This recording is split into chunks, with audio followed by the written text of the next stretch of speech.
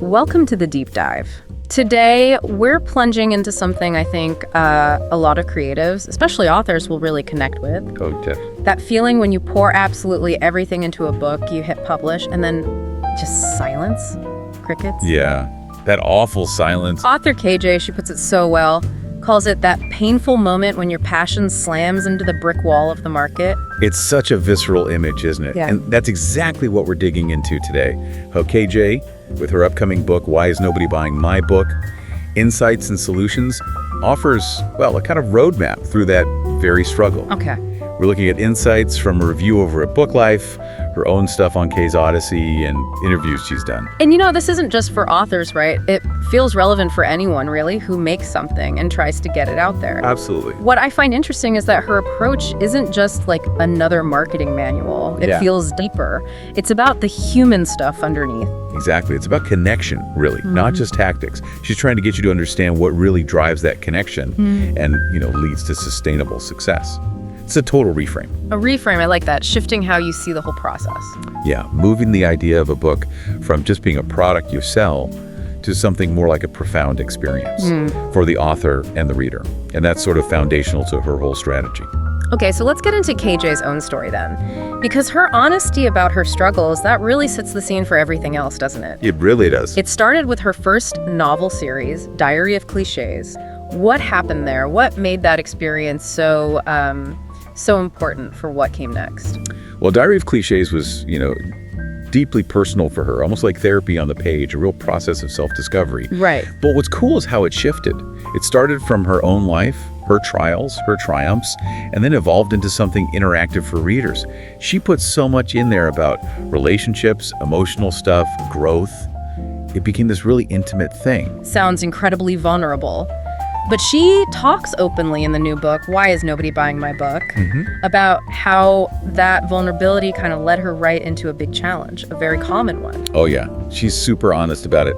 Despite pouring her soul into Diary of Cliches, she hit what she calls the crushing reality of low sales and self-doubt. Yeah. She talks about sleepless nights, stressing over the price, rewriting the book description again and again, wondering if anyone even wanted to hear her voice. Oh, yeah. I think a lot of creators know that feeling, that Yeah. paralysis. Is it the price, the description, is it me? It's easy to spiral. Oh, totally. That feeling of putting yourself out there and just nothing. It's universal. So that struggle, that wrestling with the market reality and her own doubts, that's what sparked the new book. Exactly right. That was the genesis. That's where Why Is Nobody Buying My Book came from. She's really clear. It isn't just a how-to guide. It's packed with her own story, her own realization that writing isn't just about the words, it's about connecting. And because it comes from such a personal place, she can offer this really comprehensive roadmap, moving authors from that stuck feeling that why isn't this working place towards, actual empowered action. And Book Life seemed to pick up on that too, saying the book gives authors a fresh perspective, helps them stand out. What makes her approach so different from standard marketing advice? Well, it pushes you past the surface stuff. KJ really digs into these surprising connections between money, neuro-linguistic programming, NLP, and healing. Okay, NLP and healing with money. Yeah. It sounds like an odd mix, but it comes together as this deeply personal, but still very practical toolkit. All right, this is where it gets really fascinating. Let's start with the money part. She calls it the emotional economy of money. That's not just about setting a price, is it? Not at all. It's way more nuanced. This idea could be a real game changer for people. KJ suggests that when a reader hesitates, it might not just be the literal price tag. It's often about the emotional cost. Is this book worth my time, my focus, my mental space? And here's the kicker. She argues that if the author themselves so consciously doubts the book's value or their own value, that doubt can kind of transmit to the reader. It makes even a cheap book feel emotionally too expensive. Wow. Okay, that's heavy. Yeah, but she doesn't just leave you there. She offers practical exercises to help authors build genuine confidence in their work and its value so they could price it confidently and move from that fear around selling to feeling, empowered. So step one is really valuing your own work deep down. Then how do you actually communicate that value? How do you connect? Which brings us to NLP, neuro-linguistic programming. That sounds kind of technical, is it? It can sound that way, but the way she applies it is very practical for authors. It's about how language shapes perception, basically. How so? She shows how certain language patterns can create what's called a future pace. Instead of just listing a benefit, you help the reader imagine experiencing that benefit. Can you give an example? Sure. So instead of saying, learn to manage stress, your book description might say something like, discover how your life will feel when you find calm amidst the chaos. See the difference? Yeah, it pulls you in more, makes it tangible. Exactly. It shifts the focus to the reader's desired future state. Okay, that makes sense. Any other NLP tricks she suggests? Yeah, another big one is using vivid imagery and metaphors, anchoring emotions. Like she used the example, the journey of healing is like learning to swim in stormy seas. You'll struggle, but eventually you'll find your rhythm.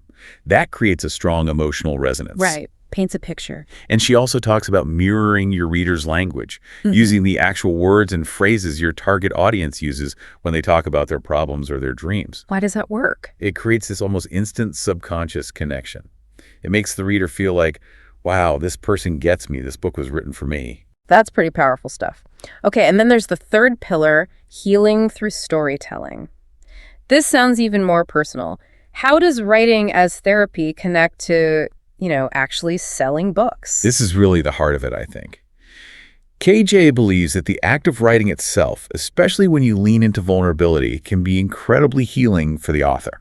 Okay, for the author, sure, but the connection to sales. The connection is beautiful, actually. When authors embrace their own vulnerability honestly in their writing, they can then genuinely inspire, connects with, and maybe even help heal their readers. It builds this incredibly strong, authentic bond. So being vulnerable isn't a weakness in this context. It's actually a strength. Exactly. It becomes a bridge. She even includes things like journaling prompts in the book to help authors process their own stuff, which in turn deepens their ability to connect truthfully. It's a whole ecosystem, The author's well-being is linked to their ability to connect. Wow. Okay, so we have these three elements. The money mindset, the NLP language, and the healing through vulnerability. How does she bring them all together into, a practical strategy? Right, that's the key. Yeah. And Book Life suggests this is where the book really shines. KJ calls it the synergy of money, NLP, and healing. Synergy, okay. She guides authors to basically align these three things. Their confidence in their book's value and price, the way they talk about it using resonant language, and their genuine emotional honesty. When those align, marketing completely changes. How so? It stops feeling like you're just trying to push a product. It feels more like you're genuinely sharing a gift, something valuable you created. Which must feel a lot better for the author, too. Absolutely. Yeah. And the book apparently gives really practical steps for building that loyal readership, turning people who just stumble across your book into real fans, advocates. It's about building something more meaningful and honestly more sustainable in the long run. Sustainable because it's built on real connection, not just hype. Precisely. And she talks about cultivating an abundance mindset, seeing money not as this scarce thing to be grasped, but as energy. Practicing generosity, like offering free chapters, engaging authentically online. It changes the whole vibe from transactional to relational. This feels so personal, which leads us nicely into this idea of KJ redefining authority. She argues it's not about the usual stuff like degrees or awards. What does she see as real authority for a writer? Yeah, this is a big one for her. It's about moving past that external validation bestseller lists, fancy degrees, to something more internal, more organic. She talks about 3 pillars of true authority. Okay, what are they? First is just having the courage to share your lived truth, your actual experience, even if it feels messy or, unfinished. Okay, just being real about where you're at. I like that. What's number 2? Second is the generosity to teach what you've learned from that lived truth. You've been through something, figured some stuff out, maybe the hard way. Sharing those insights generously, that builds authority. Right, sharing the lessons. And the third? The third pillar is empathy. Having the capacity to hold space for other people who are going through something similar, offering that deep understanding, that feeling of, I get it, that connects powerfully. That completely changes the game for who gets to be an expert, doesn't it? It makes authority something anyone can build. Exactly. It democratizes it. Your authority isn't about credentials hanging on a wall. It's rooted in your unique life experience and your willingness to share it authentically to help someone else. It's about resonance, not just rank. Okay, let's ground this. How does KJ see her own unpolished truth? What specific struggle does she claim her authority from? Her authority comes from, as she puts it, knowing exactly what it feels like to pour every single drop of your soul into writing a book and then launching it, only to stare at a sales dashboard that's basically blank. Right. That crushing silence we started with? Yeah, and she gets into the nitty-gritty details, agonizing over pricing, like $2.99 versus $4.99 for an ebook, rewriting the blurb 50 times, feeling awkward talking about her book like she's trying to be a salesperson for, pushing used cars, as she says. God, that sounds exhausting. But she also talks about a kind of healing that happened when she detached her self-worth from those sales numbers. How did she manage that? That seems huge. It was a massive shift, apparently. For a long time, her sense of self was totally tied up in how many books she sold. Bad sales meant she was bad. Yeah, I can see that happening easily. The breakthrough came when she really, truly accepted, deep down, that her value as a person couldn't depend on something so external, so unpredictable. Yeah. So out of her control, frankly. Like a sales report. Exactly. It was a conscious choice, she says, an uncoupling, and it was incredibly freeing. It shifted her motivation away from desperately needing validation toward just authentically expressing herself, whether the numbers were big or small. That's moving from proving yourself to just being yourself in your work. So, okay, what did work for her then? She claims authority there too because she stayed in the ring. What did that persistence teach her? Staying in the ring wasn't just about not giving up. It was about treating the whole author journey as an ongoing experiment. Her initial mistake, she realized, was thinking, write the book, publish it, wait for magic. Right, the if you build it, they will come fallacy. Pretty much. When the magic didn't happen, she committed to actively trying things, testing different approaches, adapting, learning from what failed, and then trying something else, tweaking messaging, exploring platforms, really listening to readers. So it's persistence combined with curiosity and adaptation. Yes, and empathy. Always trying to understand what do readers actually need and how can my work meet them there? Which leads to another really cool idea she talks about. The book as an energy exchange. Energy exchange. Okay, tell me more. That sounds less like commerce. Right. It's pivotal. She realized authors often just see the book as inventory. But that misses the point. When a reader chooses your book, they're giving you their most precious resources, their time, their focus, their emotional energy. True. Time is huge. And in return, the author offers a massive amount of their own energy, their ideas, their vulnerability, their imagination. Yes, money changes hands, but the core of it is this deep, energetic connection. So if it's an energy exchange, what are readers really buying? It's got to be more than just words on a page. Definitely. They're not just buying a plot or information. They're looking for stories that resonate with their own lives, their struggles, hopes, questions. They're buying honesty, that feeling of a real voice. They're buying vulnerability because seeing an author be open makes them feel less alone. Maybe transformation. Yes. Ultimately, they're often buying transformation. The hope that engaging with this story, this perspective, might shift something for them, help them understand themselves or the world a bit better. And this whole philosophy, the energy exchange, is really central to why is nobody buying my book? And it links to another amazing reframe she offers. Marketing can be more like healing than hustling. Yes. That one really cuts through the noise, doesn't it? So much marketing feels pushy or just icky. Totally. So what does marketing as healing actually look like in practice? For her, it was a massive mental flip. When she started thinking about marketing that way, her whole approach changed. Instead of focusing on how do I convince people to buy, she focused on how do I genuinely connect? Okay. Trying to understand readers' struggles and hopes, and then thinking, how could my story, my insights, offer some kind of gentle understanding or maybe even healing for their journey? It became about service, rooted in authenticity. So marketing isn't just ads and taglines. No, it's about continuing the conversation the book started, creating spaces where readers feel seen, understood, and maybe even changed. When you see it that way, marketing stops feeling like this awkward, necessary evil.